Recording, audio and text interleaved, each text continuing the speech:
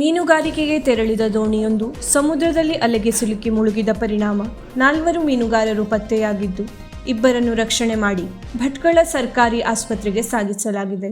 ರಕ್ಷಣೆಯಾದ ಮೀನುಗಾರರನ್ನು ದೋಣಿ ಮಾಲೀಕ ಮನೋಹರ್ ಮೊಗೇರ್ ಹಾಗೂ ಬೆಳ್ಳಿ ಮೂಲದ ರಾಮ ಖಾರ್ವಿ ಎಂದು ಗುರುತಿಸಲಾಗಿದೆ. ನಾಪತ್ತೆಯಾದ ಮೀನುಗಾರರು ರಾಮಕೃಷ್ಣ ಮೊಗೇರ್, ಸತೀಶ್ ಮೊಗೇರ್, ಗಣೇಶ್ ಮೊಗೇರ್, ನಿಶ್ಚಿತ್ ಮೊಗೇರ್ ಎಂದು ಮೂಲಗಳಿಂದ ತಿಳಿದುಬಂದಿದೆ. ಮೀನುಗಾರರು ಬುಧವಾರ ಮಧ್ಯಾಹ್ನ ಅಳವೆಕೋಡಿ ಬಂದರ ಮೂಲಕ ಮಹಾಸತಿ ಗಿಲ್ನಟ್ ದೋಣಿ ಮೂಲಕ ಮೀನುಗಾರಿಕೆಗೆ ತೆರಳಿದ ವೇಳೆ ಸಮುದ್ರದ ಅಲೆಗೆ ಸಿಲುಕಿ ದೋಣಿ ಮುಳುಗಡೆಯಾಗಿದೆ. ಈ ವೇಳೆ ಇಬ್ಬರನ್ನು ರಕ್ಷಣೆ ಮಾಡಲಾಗಿದ್ದು, 4 ನಾಪತ್ತೆಯಾಗಿದ್ದಾರೆ. ರಕ್ಷಣೆಯಾದಾಗ ಇಬ್ಬರನ್ನು ಕರಾವಳಿ ಪಡೆ PSI ವೀಣಾ ಚಿತ್ರಾಪುರ್ ತಮ್ಮ ವಾಹನದ ಮೂಲಕ ಭಟ್ಕಳ ಸರ್ಕಾರಿ ಆಸ್ಪತ್ರೆಗೆ ದಾಖಲು ಮಾಡಿದ್ದಾರೆ.